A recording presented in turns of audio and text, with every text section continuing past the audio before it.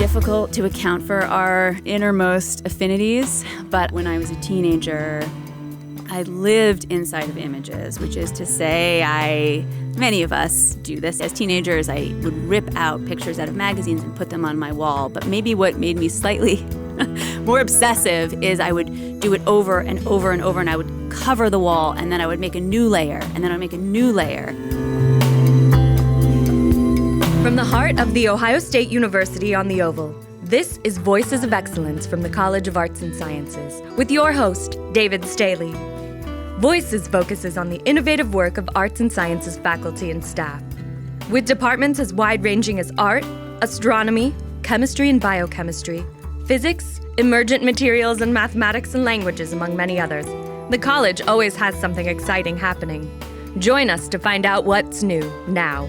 I'm pleased today to be joined by Carmen Winant, Associate Professor in the Department of Art and Roy Lichtenstein Chair of Studio Art, The Ohio State University College of the Arts and Sciences.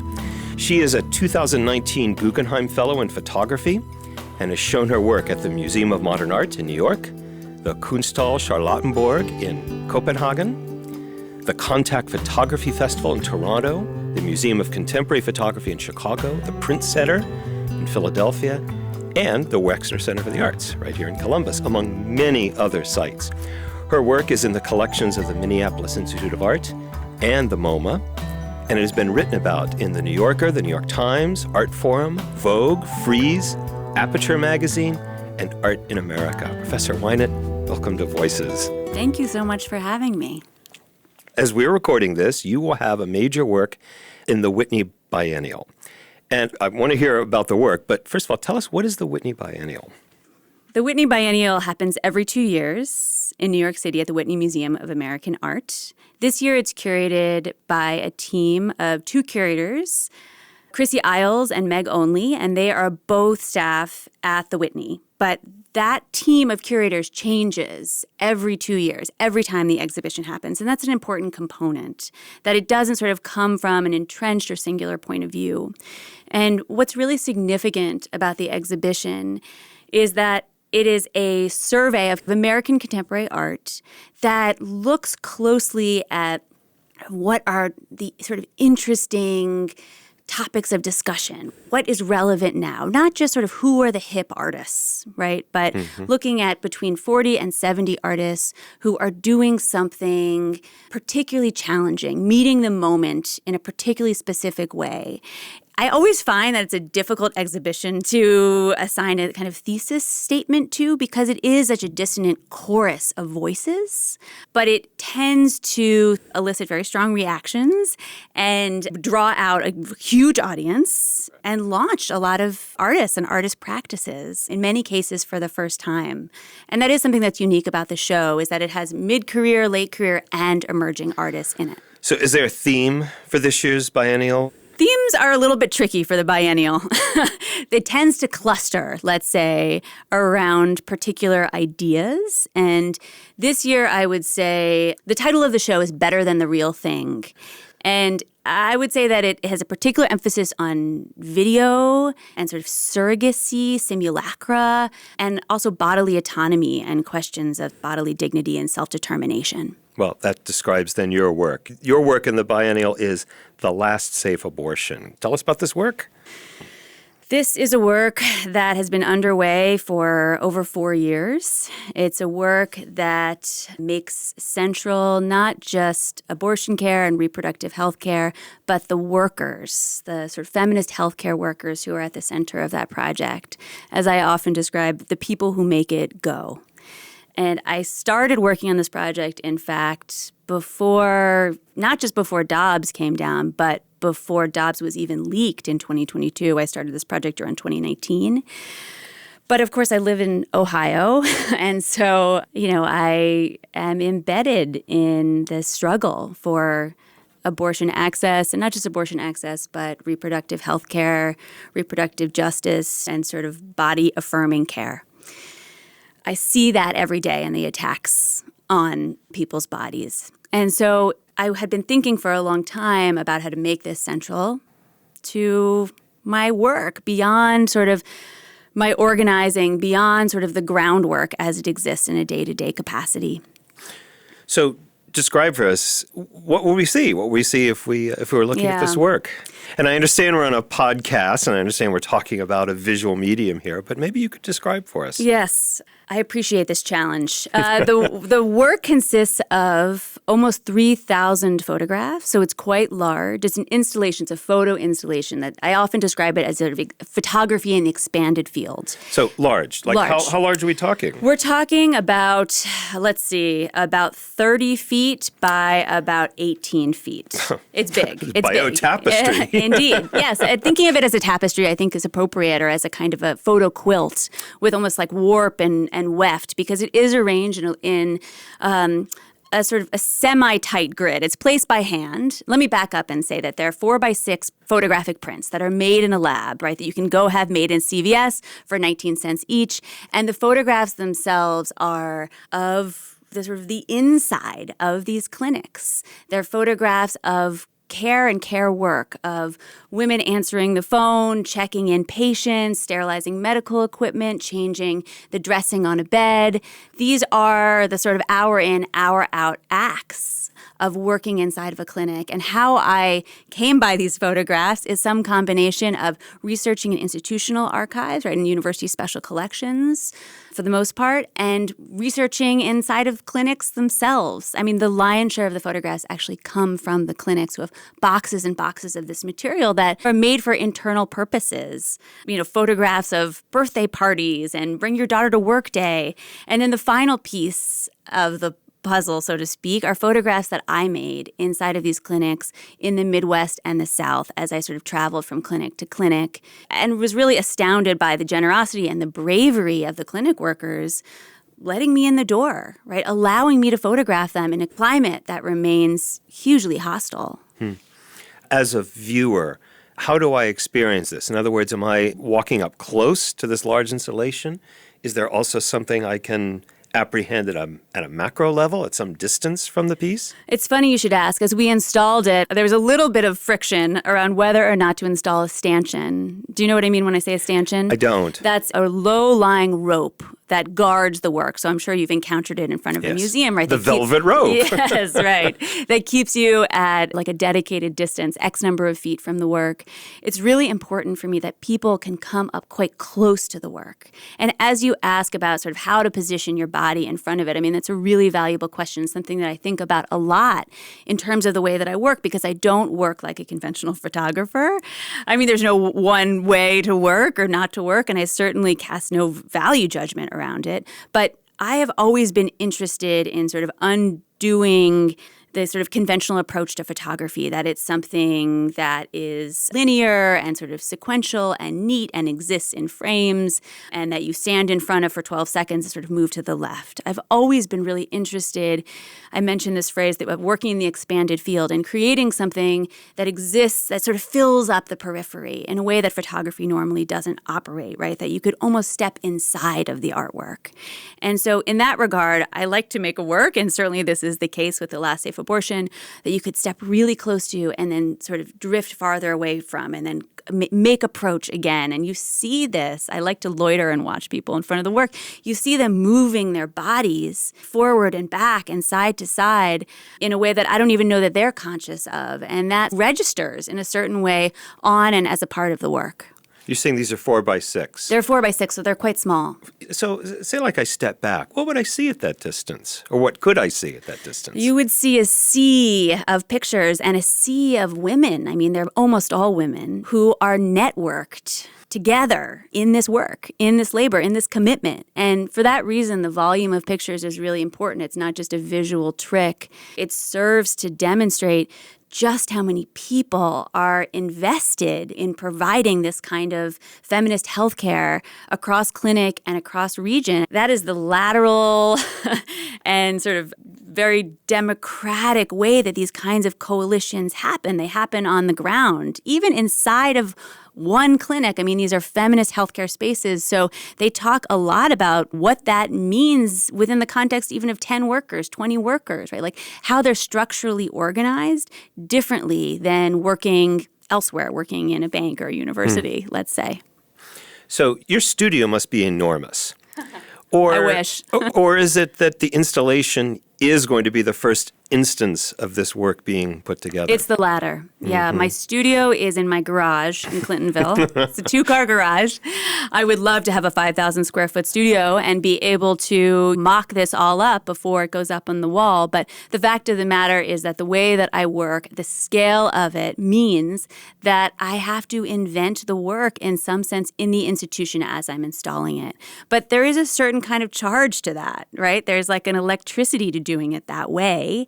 I do prefab the work as much as I can, which is to say, for instance, with this work, I created smaller sort of sub-arrangements and then numbered them. So when I got to the museum, I was able to kind of unfold them in a certain sense on the wall, and they go directly on the wall. There's no barrier. They're just taped, sort of much to the chagrin of the various preparators and conservators and so forth. They go directly on the wall. So they would ostensibly be very easy, actually, to just rip off, around which the museum is always very nervous. But in any case, there's also a certain thrill to working this way, to building the piece as you make it and as other people will encounter it, a kind of immediacy and urgency that I hope is transmuted to the viewer. Are you worried about security? I mean, absent a stanchion and the fact that these are taped to the wall, are you worried about security with this piece? I have, I think, a false sense of security because I've installed multiple works this way, including at the MoMA, this work that maybe we'll talk about called My Birth, which is probably my most visible work, which was taped to the wall only with a single piece of, there were 2,000 plus images of people in labor and childbirth, and they were taped only to the wall with a single piece of blue tape, each one of them. And not a single one went missing, you know? And so I feel very trusting of the viewer, I have to say. And beyond that, as I mentioned, these are 19-cent prints. And so they're very easy to reproduce. They're not precious. And I'm interested in working that way, particularly within the context of a rarefied museum space. Well, tell us more about My Birth. That was my next question anyway. So tell us more about this piece that you did at the MoMA. Yeah. Yes, this was in 2018, so 6 years ago now. I made this work between the births of my 2 children who were born 22 months apart. So I had a 1-year-old and I was pregnant. In other words, I only stopped working on the piece when I was, I think, 8 months pregnant and I could no longer see my feet or stand for very long in the studio. And I was really interested, much like with the last safe abortion, I was really interested in looking towards cultural vacuums, thinking about why is it that we don't have a kind of visual vocabulary for birth, much as we don't have a visual vocabulary for abortion care. I mean, to say nothing about the other ways in which they're latticed together, these 2 projects having everything to do with feminist healthcare work and bodily autonomy. The right to be pregnant, as feminists like to say, has everything to do with the right to be unpregnant. That aside, with this project, I was trying to sort of navigate my own feelings around having just given birth and preparing to give birth again and interrogate the culture, the cultural imagination, right? Like, why was it that I didn't have any cultural touch points? Or rather that the cultural touch points I had were, grotesque, like in which the woman or the birthing person is made to, we sort of make a mockery of her, right? We are to feel humiliated for her, as we see in Judd Apatow movies to like teen vampire movies, right? Like the mother giving birth is always the monster or the martyr. And so I wanted to see a different kind of representation. I myself had gone through the experience of giving birth at that point and understood just how vast it was, just how much it contained from like the agonized to the ecstatic, right? And that I understood that as a kind of continuum and a concurrency. And I wanted, foolishly, to find that in pictures. Pictures can't do that. Right? Like their pictures are really limited. And that's one reason I'm interested in photography, for what they can do and what they can't do. Pictures, right? So that's part of the reason that I searched and searched and searched, and I included over 2,500 pictures in that installation, is because I wanted it to be demonstrative of my own desperation in some ways to find a kind of clue about my own experience. And ultimately, and I can wrap up after saying this, it became about so much more. It became also about feminist healthcare networks, and in a larger way, how radical social movements build networks through photographs, how they disseminate photographs to share information, right? In this case, about our bodies and our bodily functions, right? It was not that long ago, my grandmother's generation, that they were completely knocked out during birth and given amnesia about the experience and then told to bind their breasts, right? Like the amount of shame that they had, that they couldn't access their own bodies or information about their own bodies. I mean, it was not an accident that Our Bodies, Ourselves, printed in 1971, was by and for women to disseminate information about this very thing, giving it back to women. And so I was interested in acting in service of that feminist agenda, in disseminating this material. And then can I say one more thing, which is finally, the other thing that piece became about was as I was researching, it became very clear to me that there were so few images of women of color, of queer couples, of non-vaginal births, basically that like this feminist agenda that I was acting in service of, and which I still consider myself to be doing that and across all sorts of projects, was so profoundly limited. I mean, the omissions were violent, not just metaphorically. I mean, they did real violence to people who wasn't there. And thinking all the way and throughout about how my work, but also how the movement itself, however radical, stood to reinforce white heteropatriarchy. And so that the work was also a way to wrestle with that. What am I seeing as a viewer? I mean, you described some of this, but what am I seeing when I look at my birth? Right. Photographs, obviously, lots and lots of photographs. Yes, and all found photographs. So that's to say ripped out of books and cut down to the photograph. So they're not printed from the internet. They're not Xeroxed, et cetera. They exist, as much as this may sound like an oxymoron, as original photographs, right? There's material that has passed between hands before I was born that people have written notes along the side of. Sometimes you can even see fingerprints in the really matte black photographs. When I first started working on that project, I had the somewhat naive thought that I only wanted to include the most sensational photographs, the photographs of babies crowning, bodies coming out of other bodies. And there are photographs like that in the installation. But ultimately, it became much more nuanced, thinking about when does birth begin and end? How do you photograph a contraction? What about the placenta? Right? Why have I never seen photographs of not just this experience, this physiological material? And ultimately, and this won't surprise you based on what I was mentioning with the last safe abortion, I became really interested in the workers, the support workers, right, who make it happen. And so it was a much sort of larger arc and much more inclusive of all the players and not just the birthing person and the baby as I had initially set out to do. You had said earlier that these photographs were part of a way in which networks would be constructed. Say a little bit more about how these photographs sort of circulate. Yeah. Well, as it came to this project, I looked almost exclusively at feminist literature, largely from the 70s, although not exclusively. It reached back into the 30s, in fact. I brought up Our Bodies, Ourselves as the sort of most famous example of this, but there's so much print material. I mean, some of it's just pamphlets and ephemera, around which I don't often feel sentimental cutting into material.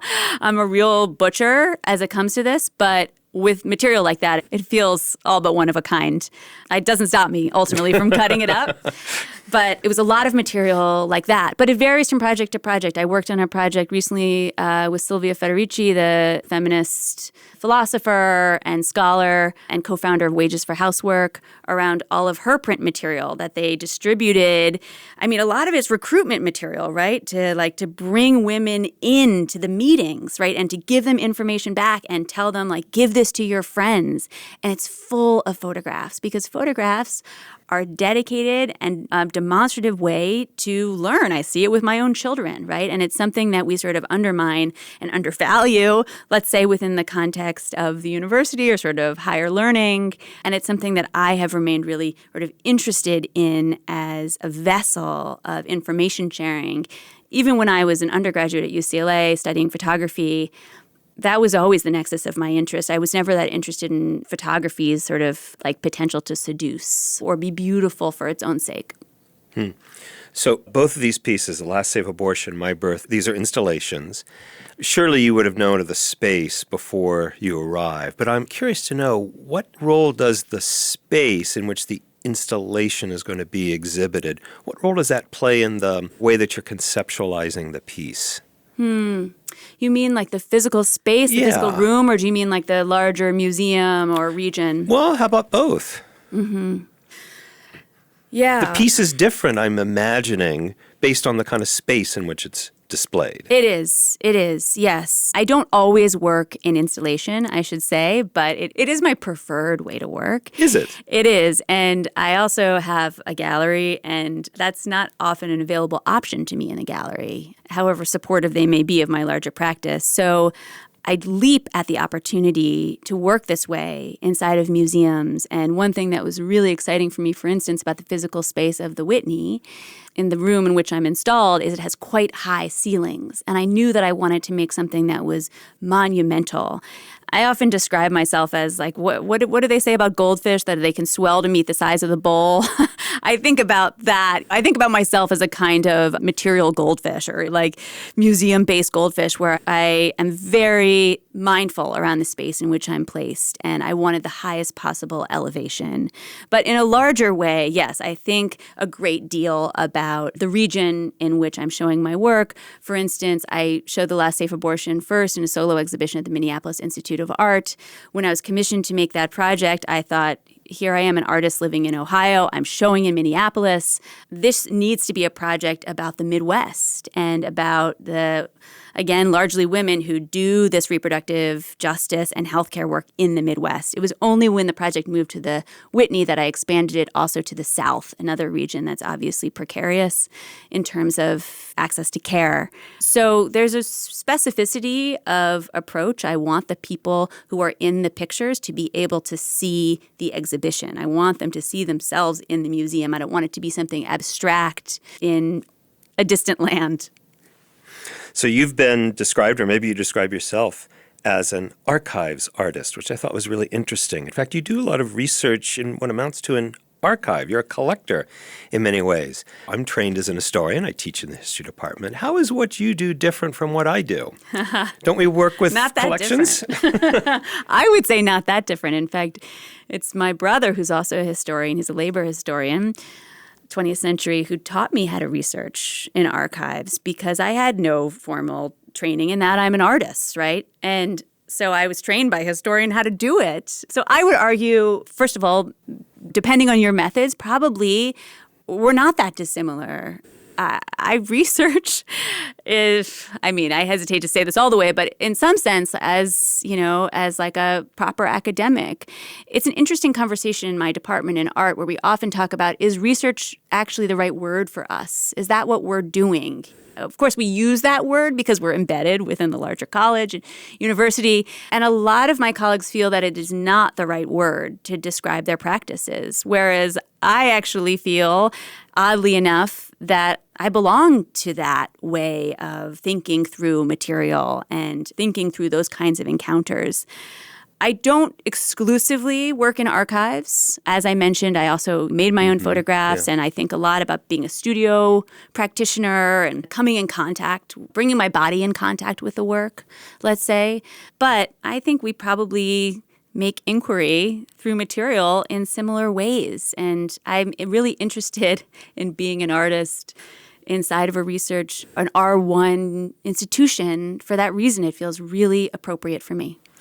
So both these pieces, My Birth, The Last Safe Abortion, you conceive them as thousands of photographs, of images. Take us back to My Birth. What was the process in deciding that that was the way the work was going to be conceived? Tell us about the process, where the idea came from. Yeah, I tried to back out of showing the work that way. I was too freaked out. I thought it would be so... What freaked you out? It's so funky. I can back up and talk a little bit about the inception of it, but I'll first say that it was the curator, Lucy Gallen, who's a really brilliant curator and friend, wonderful friend in person, who convinced me, who told me to hold steady on this, let's say, like decentralized, kind of atomized and somewhat explosive way of installing my photographs. in the space. In fact, I remember walking in with a shoebox. I brought my work to the MoMA in a shoebox, and I was one of the last people to install. And there were these big, beautiful, it was a photo show. It was somewhat similar, in fact, to the Whitney Biennial. It's a show that happens every 2 years, but of dedicated photography, sort of new voices in photography at MoMA. And oh my gosh, the photographs were just so gorgeous all around me, these big, beautiful frames. And I came in with my shoebox and my blue tape. And not only that, but of photographs of like vulvas with liquid pouring out of them. I felt really vulnerable, and I continue to feel vulnerable. But in any case, let me back up and say that I started working this way for many, many years. I made my own photographs, and then I started taking pictures of other people's photographs. And it took a lot of,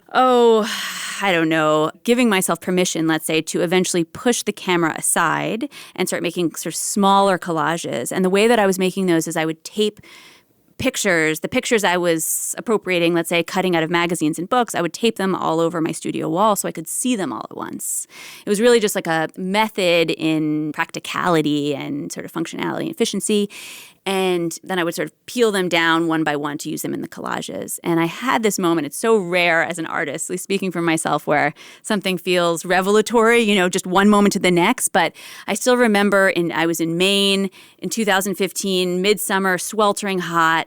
And I looked up and I saw what was happening on the studio wall. And I felt a kind of vibration is the best way I can describe it. And I knew in that moment that whatever was happening on the wall, however messy, however funky, however crafty, was more interesting than what was happening on my studio table, the kind of capital W work.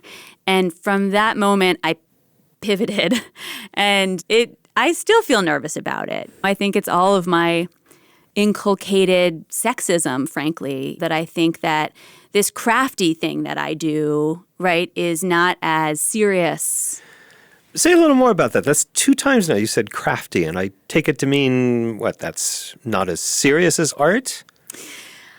Why do you say crafty? It's all I did when I was a teenager. It's all I do now with my children who are 6 and 8. It's as serious as anything else, right? Well, how do you define craft then? What makes something craft or crafty? Well, listen, I'm buying books at the thrift store or at the estate sale or whatever the case for 25 cents. I'm cutting them up with my scissors. I'm gluing them down with a glue stick, whatever the case may be. This is a different kind of process than bringing out your 8x10 field camera and exposing a single image and making a beautiful print and putting it in a frame in a gallery. Right? We have ideas. We have ideas, deeply grooved in ideas about what makes serious art, and they have everything to do with gender and power. And so it took me a long time. I'm still unbraiding that within myself. You mentioned you were a photography major at UCLA. Were you always going to be a photographer? Or why not, sculpture or painter or something like that? Why photography? It can be difficult to account for our innermost affinities, but I will say that when I was a teenager, I lived inside of images, which is to say many of us do this. As teenagers, I would rip out pictures out of magazines and put them on my wall. But maybe what made me slightly more obsessive is I would do it over and over and over, and I would cover the wall, and then I would make a new layer, and then I would make a new layer.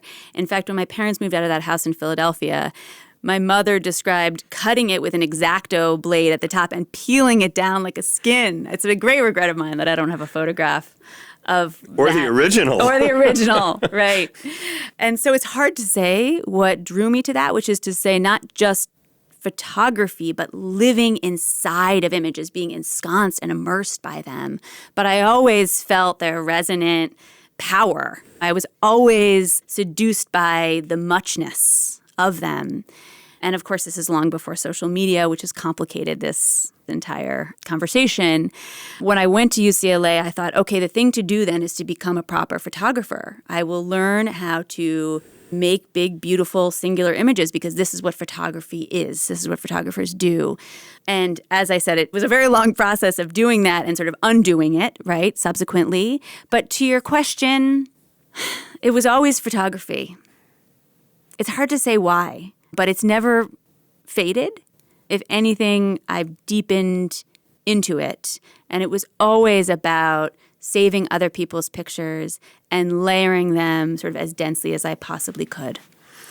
So I can purchase right now your artist books of My Birth and The Last Safe Abortion. I'm very interested in the materiality of an artist book, but it strikes me that My Birth as an artist book is a different artwork than what I would have seen at the MoMA, yes? Yes, absolutely. I think of my practice of making artist books as its own sort of dedicated genre, in some sense, as you would qualify painting, drawing, sculpture, etc. And so I don't want to say a practice, it's not quite as regular as that, but I often attempt an artist book as a sort of complementary endeavor. So I've done the same with The Last Safe Abortion. It's its own artwork. It shares a title. They have everything to do with each other, but it's a different work with a different approach. And so, for instance, the artist book of My Birth moves, I guess I could say chronologically, in that it tracks sort of the beginning of the process to the end. Again, that's a question of when it begins and ends, as opposed to the installation, which operates more like an explosion or a constellation. And the other thing that book does is it includes photographs of my own mother giving birth to me and my two siblings, not all at once, across 5 years. We were all born at home. And it was all of the experiences were photographed. And so I sort of rhyme those images with found images. And that's a really different, dedicated approach to what happens in the installation. Rhyme them? A kind of visual rhyme. Yeah, I think that's an appropriate way to put it, right? Because they don't mirror each other. They seem to track, right? Sometimes it's almost difficult to tell who is who, right? Who is my mother and who is the stranger, because they appear in the same position. Because birth has a kind of physical vocabulary, right? Mm-hmm. Like turn this way, push on your pelvis in this way, right? So there's a kind of alphabet to it. And so I think rhyme is perhaps the best way to put it. Would you put it another way? It's the perfect analogy, I think. So after the Whitney Biennial, what's next? What are you working on next? Oh, I'm coming up for air. Indeed. First of all, working on this project, The Last Safe Abortion, as I've mentioned, has been a long run and arduous emotionally, as it's tracked with the loss of abortion rights across this country. I'm traveling that project, which it exists as a solo exhibition in addition to that larger installation from which is drawn from the exhibition, which was first at the Minneapolis Institute of Art. So that's traveling to the Bemis Center for Contemporary Arts, which is in Omaha, Nebraska. It's a really interesting, big, beautiful space, a museum and also facility artist residencies. And I wanted to do that quite purposefully. I wanted it to stay in the Midwest. Mm-hmm. And I was sort of looking at the lay of the land, figuring out how that could happen, and also continuing to convene with all of my collaborators on the project, including several RNs who work at a Planned Parenthood in Nebraska, in Omaha, in fact. And so it felt appropriate to bring it to that place. So that will be the next step for that work. And then I will also have a solo exhibition next year at Patron Gallery, my gallery in Chicago. But to be honest, I'm catching my breath. And I am continue to be in conversation with all the brilliant and brave folks who helped me make this work in ways that are, frankly, the most important and meaningful thing that's happening right now. I'll say one more thing, which is, along those lines, I'm doing a program at the Whitney on June 13th, so in about a month from when we're recording this at least, with a number of abortion providers that are part of this group. It's a national group, but it's based in New York called Maya Network, My Abortion Network, about photography and representation in relationship to abortion care work and advocacy, which they too have done a lot of work around, albeit in very different ways than me. So I consider that to be the work, not just the scaffolding or sort of the support structure around the thing inside the museum. And so that's immediately next up on the docket. Carmen Winant, thank you. Thank you so much for having me. Such a pleasure. Voices of Excellence is produced and recorded at The Ohio State University College of Arts and Sciences Marketing and Communications Studio. More information about the podcast and our guests can be found at go.osu.edu/voices. Voices of Excellence is produced by Doug Dangler. I'm Jen Farmer.